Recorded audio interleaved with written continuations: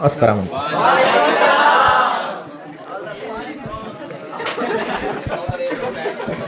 दुरूद शरीफ पढ़ लें।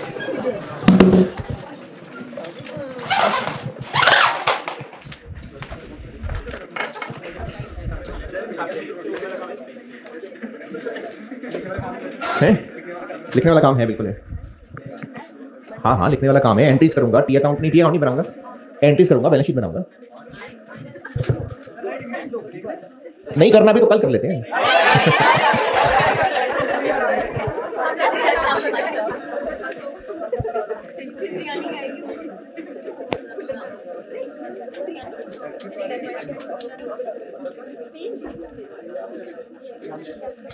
कॉन्सेप्चुअल फ्रेमवर्क,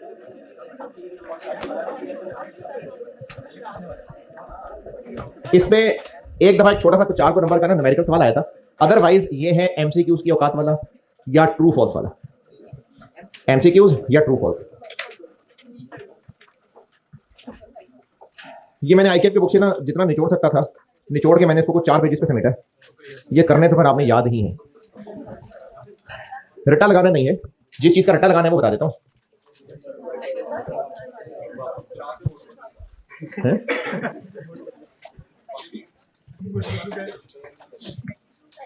अच्छा, ये कॉन्सेप्चुअल फ्रेमवर्क है क्या?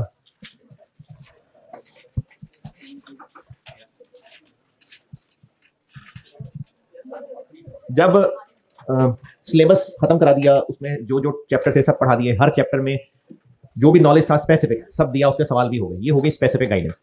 फिर इसके अलावा एंड पे गाइडेंस है कि कोई सवाल मुश्किल लगे तो ध्यान से सोच समझ के, अगर आईएएस नहीं भी आ रहा तो जैसे हाँ, अगर कॉस्ट पड़े हुए जो बच्चे हैं कि डिसीजन मेकिंग में स्पेशल ऑर्डर है या शॉर्ट वो है ना लिमिटिंग फैक्टर, या बस कोई जनरल सा सवाल है, तो जनरल सा सवाल है तो बस उसके लिए कोई टिप्स बता दें।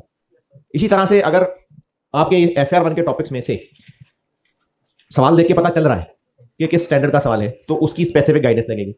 और अगर नहीं, इस तरह के सवाल नहीं आते, वैसे बता रहा हूं, अगर वैसे ही कुछ प्लस माइनस का सवाल पूछ लिया, किसी आईएएस का नहीं है, वैसे ही बस कि न्यूमेरिकल स्टूडेंट है, कुछ ना कुछ तो कर ही देगा, तो अब उसकी स्पेसिफिक गाइडेंस तो किसी आईएएस में ही नहीं, तो उसके बारे में जनरल नसीहतें कि एक्सपेंस वो होता है जिससे बेनिफिट मिल चुका हो, एसेट वो होता है जिससे बेनिफिट फ्यूचर में मिलना हो, एहतियात से कैलकुलेशन करना, पढ़ के घबराना नहीं, गलत गलत ना करना, इस तरह की जो जनरल नसीहतें हैं IFRS वालों ने भी एक चैप्टर लिखा हुआ इसके ऊपर। तसल्ली देने के लिए कह सकते हैं जैसे सैलरी पेबल नहीं, इलेक्ट्रिसिटी का बिल पेबल है, बिजली का बिल पेबल है, ये किसी आईएएस में नहीं आता है। यानी किसी आईएएस ने ये नहीं बताना आके कि बिजली का बिल पे करना चाहिए, अच्छी बात है, और उसका पेबल बना दे। ये बेसिक अकाउंटिंग कॉन्सेप्ट है कि मैचिंग है, बिजली कंज्यूम कर चुके तो एक्सपेंस बनाए और साथ लाइबिलिटी बनाए। तो ये जो गाइडेंस है जनरल अकाउंटिंग की, ये कुछ बातें इसके अंदर की गई। तो ये चैप्टर लिखा हुआ कॉन्सेप्चुअल फ्रेमवर्क, जिसमें फालतू फालतू बातें भी हैं। और इसमें ना आपने डेबिट क्रेडिट सोच के कंफ्यूज नहीं करना अपने आप को, बैलेंस शीट टैली करने का नहीं सोचना। बस इसमें कुछ कॉन्सेप्चुअल बातें हैं जिनका जिंदगी का मकसद एमसीक्यूज और ट्रू फॉल्स है, और असल में इसकी जिंदगी का मकसद अकाउंटेंट को बस हौसला देने का देखना यार, एहतियात से करना चाहिए। तो एक तो इसका पर्पस क्या है, ये आपने 3 पॉइंट करने हैं याद, ये एमसीक्यूज में टेस्ट हो सकते हैं। ये मैंने शेयर किया आपसे, बुक में होगा लेकिन वो ज्यादा लेंथी लिखा होगा, मैंने जितना समेट सकता था समेटा। कितने पेजेस हैं बुक में?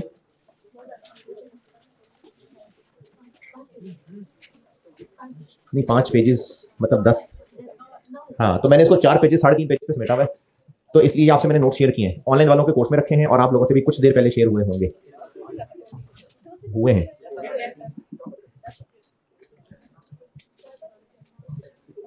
शुरू में पर्पस ऑफ फ्रेमवर्क ये याद करना है, एमसीक्यूज में आ सकता है क्या कि इस फ्रेमवर्क की जिंदगी का मकसद क्या है। IASB नाम से क्या लगता है? International accounting standard board. तो ये आईएएस बनाते हैं, तो फ्रेमवर्क इनको असिस्ट करने के लिए, ये जब ये स्टैंडर्ड बनाए तो फ्रेमवर्क उनकी मदद करेगा। जो फाइनेंशियल स्टेटमेंट्स बना रहे हैं यानी कंपनीज, प्रिपेयरर्स यानी जो बना रहे हैं, उनको इससे गाइडेंस मिलेगी। और जिन्होंने फाइनेंशियल स्टेटमेंट्स पढ़नी है, आईएएस पढ़ने हैं, यानी उम्मत का फायदा है। IASB का फायदा होगा, कंपनीज का फायदा होगा, और जो फाइनेंशियल स्टेटमेंट्स पढ़ने वाले उनका फायदा है। ये उनको असिस्ट कर रहा है। तो ये 3 पर्पस अंग्रेजी याद करनी है, एमसीक्यू में हो सकता है इनमें से कोई एक, और बाकी 3 फालतू लिखियो। तो कहा होगा कि which of the following is a purpose. तो ये 3 करने हैं पॉइंट्स याद।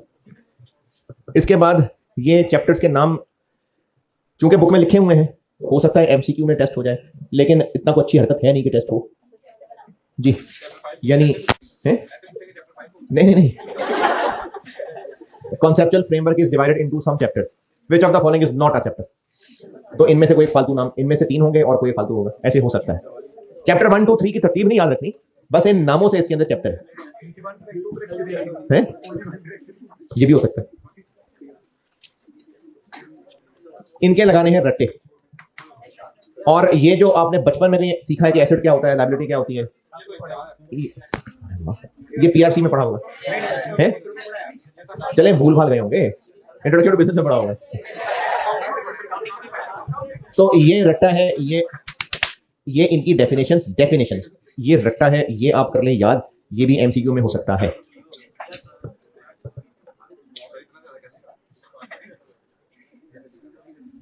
ये जो पूरा पेज है ना, ये नहीं देखना तो है, ये इससे ऊपर तक ये जो हेडिंग है ना, क्वालिटेटिव कैरेक्टरिस्टिक्स, इनमें ये अंग्रेजी का रट्टा नहीं लगाना, इनका मैं आपको ब्रेकअप बताता हूँ। क्वालिटेटिव कैरेक्टरिस्टिक्स का मतलब है कि जब फाइनेंशियल स्टेटमेंट्स बनाएं तो उनमें क्या क्वालिटीज होनी चाहिए, क्या है जी, रेलेवेंस और फेथफुल। सच्ची फाइनेंशियल स्टेटमेंट बनानी है और काम की बातें बतानी, यानी फाइनेंशियल स्टेटमेंट्स के अंदर ये नजर आना चाहिए कि लोन कितना लिया है, बैलेंस शीट में नजर आ रहा है, नोट्स में बताया हो कि उसके अगेंस्ट क्या क्या गिरवी रखा हुआ है। बस ये बताने की जरूरत नहीं है कि मिस्टर जमशेद गए थे, उन्होंने बड़ी अच्छी नेगोशिएशन की, बड़ी मेहनत से उन्होंने आखिरकार बैंक से लोन ले लिया, ये हमारे काम की बात नहीं है।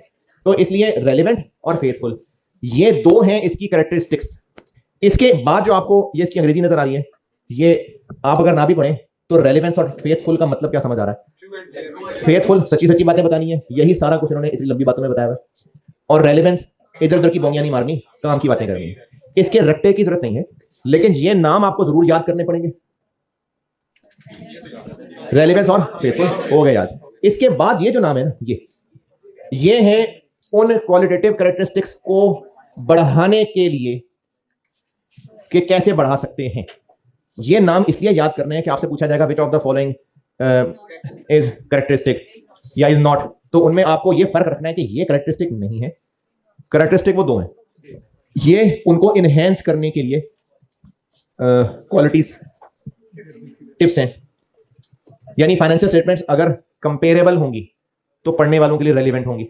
क्या मतलब कंपेरेबल, अगर ऑडिट रिपोर्ट साथ लगा दी होगी तो फेथफुल वाली बात पूरी हो जाएगी। अगर टाइमलीनेस हो, यानी फाइनेंशियल स्टेटमेंट बनाई है 2022 की और उसको बनाते बनाते 2045 कर दिया, तो रेलेवेंट नहीं रही। उस वक्त जिन लोगों ने फैसले करने थे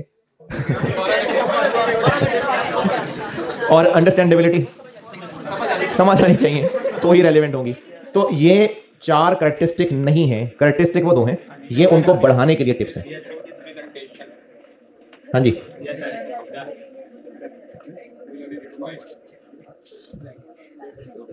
फिर इसके बाद मेजरमेंट। मेजरमेंट का मतलब होता है वैल्यू कैलकुलेट करना। वैल्यू आज तक जितने भी आईएएस पढ़े उसमें किस किस तरह से वैल्यूज कैलकुलेट करते आए हैं, जितने भी टॉपिक पढ़े हैं जिंदगी में अब तक, कॉस्ट, फेयर वैल्यू और रीवैल्यू किस पे, फेयर वैल्यू पे ना, फेयर वैल्यू और नेट बुक वैल्यू तो कॉस्ट माइनस है ना, वो कोई डिफरेंट वैल्यू तो नहीं है जी। कॉस्ट हिस्टोरिकल कॉस्ट एक ही बात है। हाँ जी, एनआरवी ठीक है। और I-36 में क्या था, वैल्यू इन यूज। और वैल्यू यूज कैसे निकालते हैं, फ्यूचर कैश फ्लोज की पीवी। तो इन्होंने कहा हुआ है कि जो जो आईएएस आपको आइंदा बताने लगे हैं वो आपसे जो वैल्यूज कैलकुलेट करवाएंगे वो इस तरह की हो सकती है। हिस्टोरिकल कॉस्ट हो सकती है, ये क्या होती होगी, जितने का खरीदा था। करंट वैल्यू जो अभी वैल्यू है वो क्या हो सकती है, वो फेयर वैल्यू भी हो सकती है, वैल्यू यूज भी हो सकती है। करंट कॉस्ट, करंट कॉस्ट कहते हैं अभी खरीदेंगे तो कितने का मिलेगा। अब ये कोई आईएएस यूज करा रहा है कि नहीं करा रहा अलग मसला है, इसने सिर्फ इतना बताया है कि ये वैल्यूज निकालने के तरीके होते हैं। तो आपको ये नाम, इनके अंदर की मिसालें याद करनी है। फेयर वैल्यू क्या होती है पढ़ चुके, वैल्यू यूज क्या होती है पढ़ चुके हुए। करंट कॉस्ट अभी मैंने बताई थी कि खरीदेंगे तो कितने का मिलेगा। इसमें मैंने ना ये दोनों हाईलाइट भी किए हुए, बोल्ड किए हुए, ये भी काम की बात है। फेयर वैल्यू और करंट कॉस्ट, जाग रहे हैं, बस खत्म हो रहा है जी करना है। फेयर वैल्यू क्या होती है, अभी बेचेंगे तो, और करंट कॉस्ट अभी खरीदेंगे तो। बेचेंगे यानी एसेट को निकाल रहे होंगे, खरीदेंगे लेकर आ रहे होंगे। तो फेयर वैल्यू एग्जिट वैल्यू होती है और करंट कॉस्ट एंट्री वैल्यू होती है। ये दो नाम इस्तेमाल हुए हैं, ये एमसीक्यू में पूछे जा सकते हैं। फेयर वैल्यू एक एग्जिट वैल्यू यानी एसेट बाहर निकालना है उस पर, करंट कॉस्ट एक एंट्री वैल्यू है, इस पे एसेट को लेके आना है। और ये जो ऊपर तकरीबन एक पेज था, ये आईटेप की बुक में एक आधे पेज की, बल्कि एक पेज की समरी बनी हुई। तो ये जो यहां से लेके यहां तक है, वो एक टेबुलेशन करके इसको समराइज किया हुआ है। आप इसकी बजाय ना ये याद करना है, टेबल ये याद करना है, ये एमसीक्यूज में काम आ सकता है, ट्रू फॉल्स में काम आ सकता है कि fair value is an entry value, fair value is an entry value, false है। तो उसमें ये काम आएंगी चीजें, ये आपको याद करनी है। हाँ, आखिरी चीज, ये छोटी सी, ये है थोड़ी सी न्यूमेरिकल है, ये चीज ये थोड़ी सी न्यूमेरिकल है।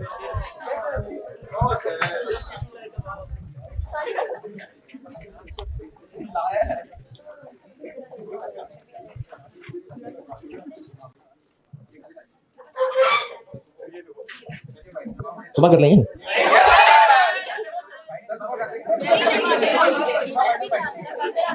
भाई मजाक कर रहा हूँ, मैं करा के जाऊंगा, मैंने नहीं आना सुबह।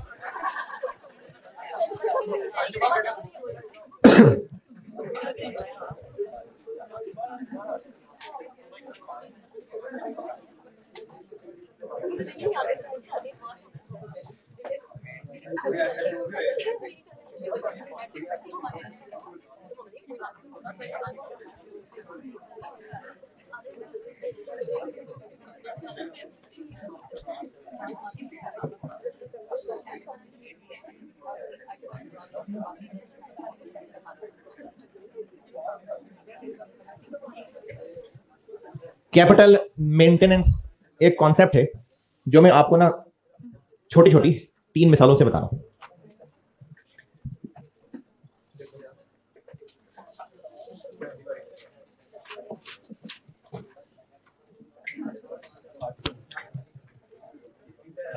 कितना हो गया? 8। ये 2022 31 दिसंबर का वाकया है। 31 दिसंबर 22 पे एक बिजनेस की ये पोजीशन थी।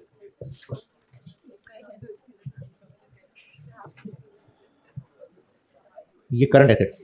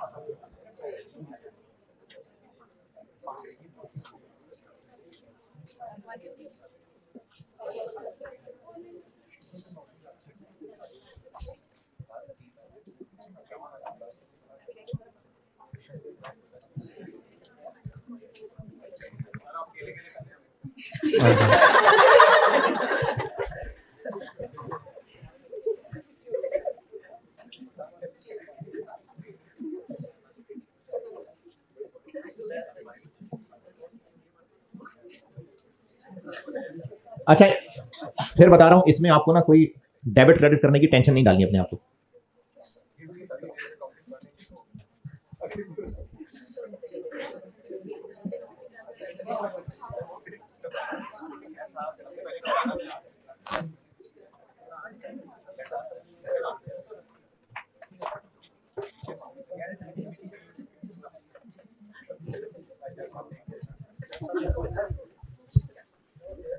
क्या जी?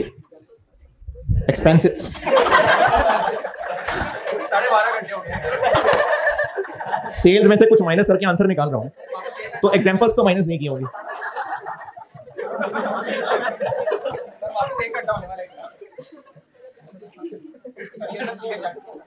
एक्सपेंसेस है कि जो मर्जी समझ ले।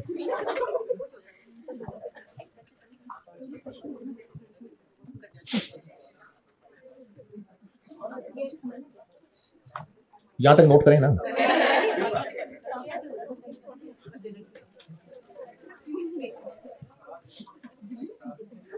रिक्वायर्ड है हमसे हमसे जी हमसे अच्छा मुझसे रिक्वायर्ड है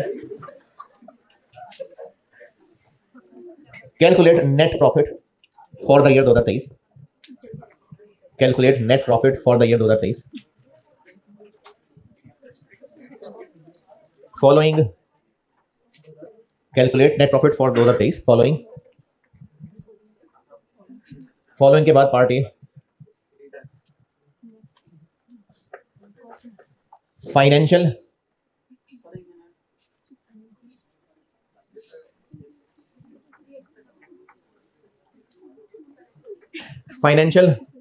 ब्रैकेट में लिखें नॉमिनल ब्रैकेट बंद capital maintenance concept part A है फाइनेंशियल उसके बाद ब्रैकेट नॉमिनल फिर ब्रैकेट बंद capital maintenance concept part B financial bracket real bracket बंद कैपिटल मेंटेनेंस कॉन्सेप्ट और part C physical capital maintenance concept.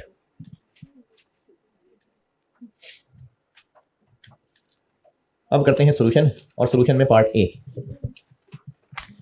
क्या है फाइनेंशियल है और नॉमिनल और इसको मनी भी कहते हैं ये जो नॉमिनल का वर्ड है ना इसको मनी भी कहते हैं मनी नॉमिनल और मनी एक ही बात है।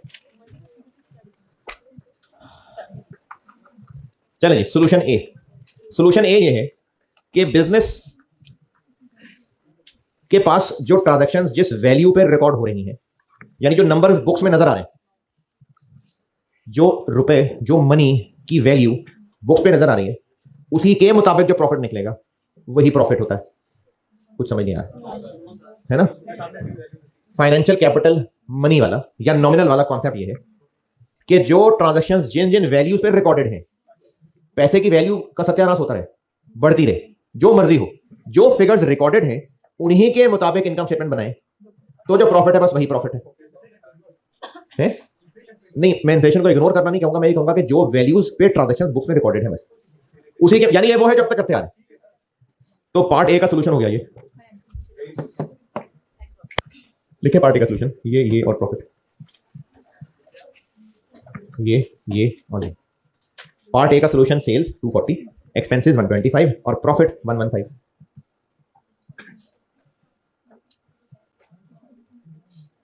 पार्ट ए का सॉल्यूशन ये है ये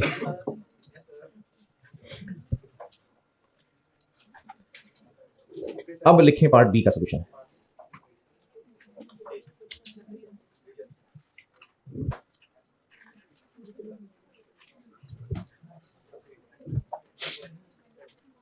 हाँ जी part A noted part B ये है यानी फाइनेंशियल कैपिटल मेंटेनेंस कौन सा रियल वो ये है कि आप मतलब ओनर्स को कह रहा है कि आपका जो पैसा इन्वेस्टेड था साल के शुरू में कितना था बीडी था जबरदस्त कितना था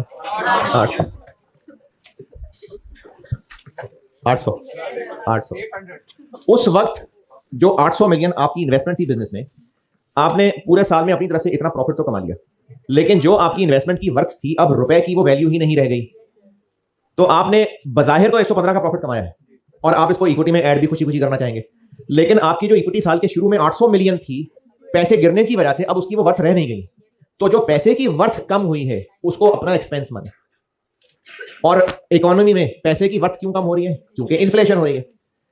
कौन सी इन्फ्लेशन पेट्रोल की या रोटी की या कपड़े की या दवाइयों की है सब चीजों की उस सब चीजों को कहते हैं जनरल इन्फ्लेशन है। देखें ये जो हम पढ़ रहे हैं ना ये कोई आईएएस नहीं है ये इन्होंने बस कुछ गपशप की दी है कि भाई ये किसी ने कहा होगा ये इसके बारे में तुम्हारा क्या ख्याल है दूसरे ने कहा तुम्हारा इसके बारे में क्या ख्याल है तो जस्ट ये ना एक कॉन्सेप्ट डिस्कस हुआ है इसीलिए कह रहा हूं कि आपने ना इसके ऊपर डेबिट क्रेडिट नहीं सोचना।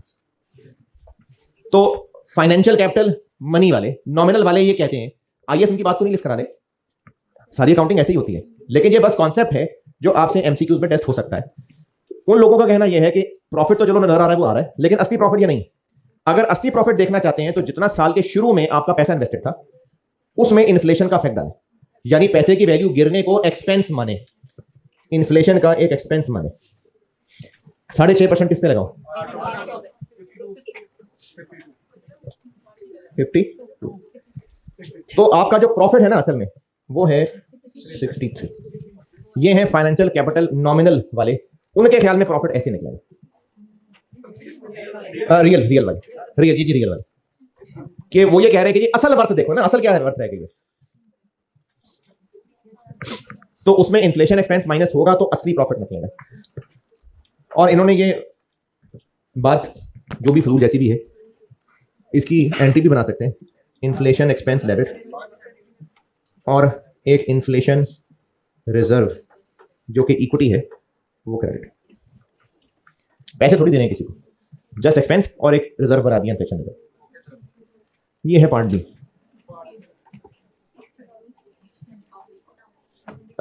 यहां आखिरी है, अभी मैंने स्क्रीन ऑन की हुई है? मैंने आधा घंटा कहा था, मैंने तो और भी बहुत सारी बातें ऐसी की हुई हैं। मैंने तो ये भी कहा था कि 3 बजे फारिग कर दूंगा, 2 बजे फारिग कर दूंगा, 7 बज जाएंगे, 8 बज जाएंगे।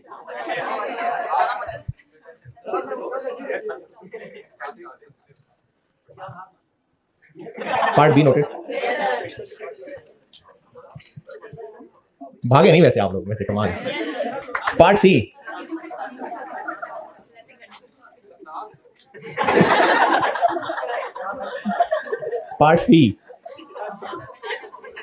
पार्ट सी का सोल्यूशन बनाने लगा हूं। पार्ट सी और पार्ट बी कॉन्सेप्चुअली एक ही बात कर रहे हैं। पार्ट बी भी यही कह रहा है कि महंगाई को भी कंसीडर करें, लेकिन पार्ट बी कह रहा है कि आप ओनर बन के सोचें और देखें कि आपके पैसे की वैल्यू कितनी गिर गई। पार्ट सी ये कह रहा है कि पैसे को क्यों देख रहे हैं, आपके पास जो फिजिकल एसेट्स हैं उनकी महंगाई देखें। फाइनेंशियल कैपिटल रियल वाले वो ये कह रहे हैं कि इन्फ्लेशन अगर देखनी है तो आप इस हिसाब से देखें कि आपका जो पैसा इन्वेस्टेड था, वो जो पैसा इन्वेस्टेड था वो पैसे की वर्थ कितनी गिर गई। तो इन्फ्लेशन रेट कौन सा लगाएं, general. Part C physical capital maintenance वाले ये कह रहे हैं कि बेशक इन्फ्लेशन लगाएं, बिल्कुल सही है, इन्फ्लेशन एक्सपेंस माने तो सही प्रॉफिट निकलेगा, लेकिन आप इन्फ्लेशन लें जो एसेट्स आपके पास फिजिकली मौजूद है उनकी वाली, जनरल इन्फ्लेशन ना लें। तो अब पार्ट सी का सॉल्यूशन क्या बनेगा? 800 पे 6.5 लगाने की बजाय 500 पे 6, 200 पे 8 और 100 पे 53। ये फिजिकल कैपिटल मेंटेनेंस कॉन्सेप्ट है। तो फाइनेंशियल रियल और फिजिकल इन दोनों के मुताबिक इन्फ्लेशन भी डलेगा तो प्रॉफिट पता चलेगा। और फाइनेंशियल मनी वो अगर इन्फ्लेशन के आप जो रिकॉर्ड कर रहे हो वो करो।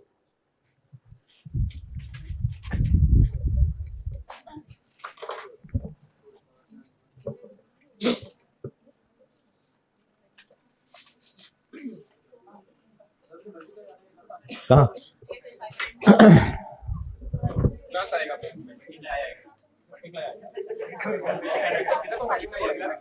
ये मल्टीप्लाई है, ये प्लस है, ये मल्टीप्लाई है, ये प्लस है, ये मल्टीप्लाई।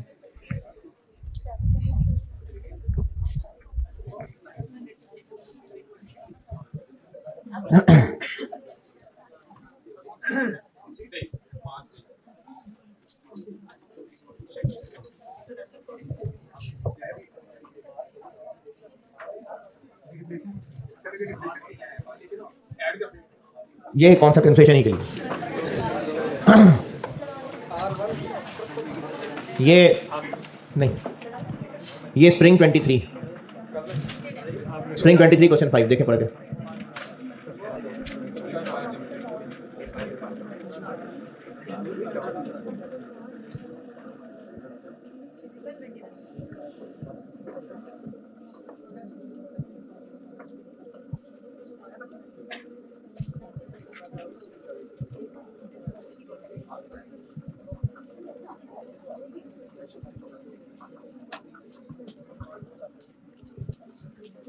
हाँ जी,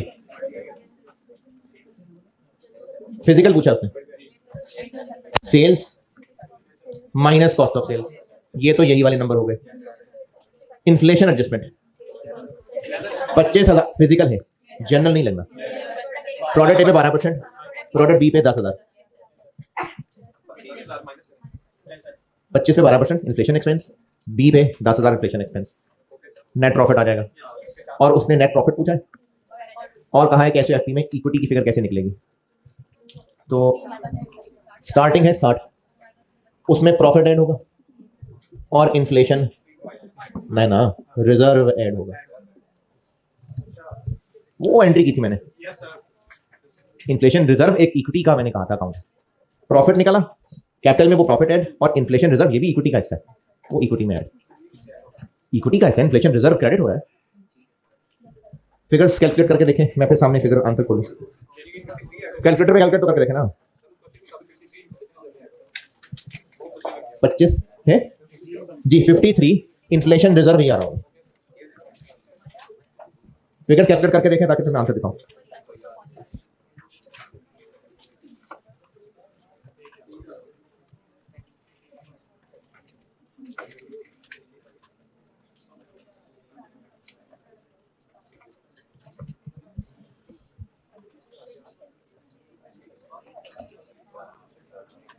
एक तो सीधी सीधी sale minus cost of sale है ना, कितनी आई sale cost of sale, sale आ गई 125, कॉस्ट ऑफ सेल 60,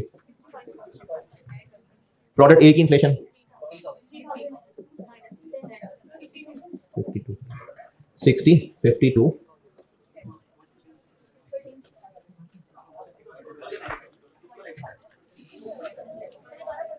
बारह % प्रोडक्ट ए पे लगना है ना, 25,000 पे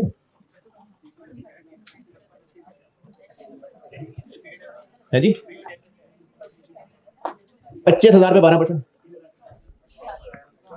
35 और 45, 10 इसकी इन्फ्लेशन है, ये नेट प्रॉफिट आ गया, और इन्फ्लेशन रिजर्व ये इक्विटी का हिस्सा है।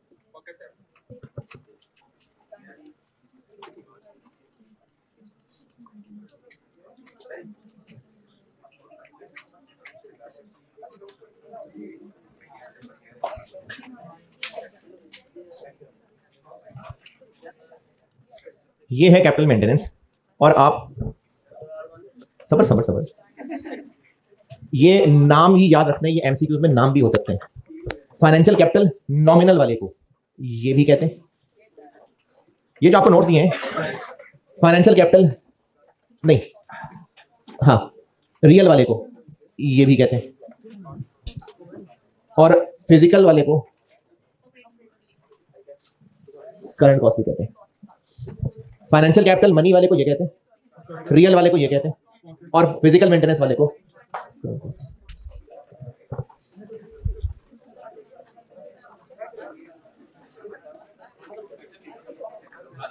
है। चलिए ये FR1 का आखिरी सवाल जाते जाते करते हैं।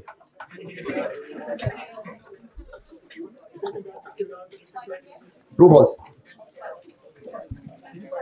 अच्छा देखें ट्रू फॉल्स है तो तुक्के भी हो सकते हैं ना। हाँ ये देखें जरा,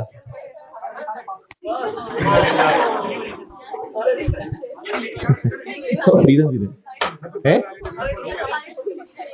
जी, बताएं बताएं।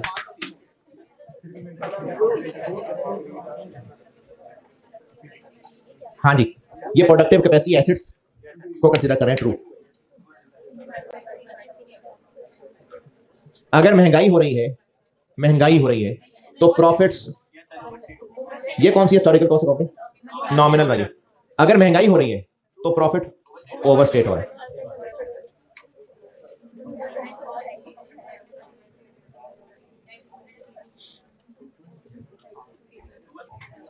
अरे ऐसे नहीं, ट्रू हर चीज ट्रू। वो कह रहे हैं कि सारे के सारे एसेट्स इंक्रीज करेंगे तो इनकम है। देखें all increase in assets that result in increase in equity, यानी कैश डेबिट और कैपिटल क्रेडिट वो इनकम है नहीं, तो फिर ऑल नहीं होगा क्या। उसने कहा है कि सारे के सारे इंक्रीज इन एसेट्स जो इक्विटी में भी इंक्रीज हो रही है वो सब इनकम है नहीं है। अगर ओनर कैपिटल इन्वेस्ट कर रहा है तो वो इनकम तो नहीं है, तो सारी तो इनकम नहीं है।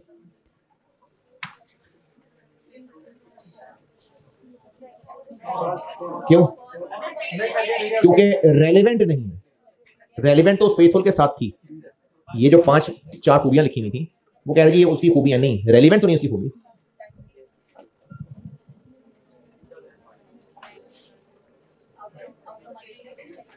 नहीं, बिल्कुल नहीं है। फ्यूचर कैश इनफ्लोज की पीवी होती है। Current cost and fair values or exit values, नहीं, current cost and P value होती है।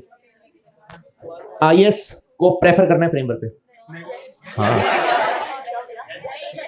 आईएस को फ्रेमवर्क पे प्रेफर करना है। हाँ, ट्रू।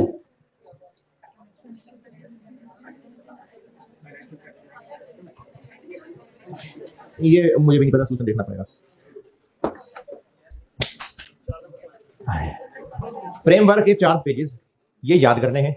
इनकी जो हैसियत है वो ट्रू फॉल्स या एमसीक्यूज की है, और वो जो उधर इन्फ्लेशन था वो एक छोटा सा न्यूमेरिकल औकात है। और आखिरकार 13 घंटे, 13 घंटे में एफटीआर। ठीक है जी, अल्लाह।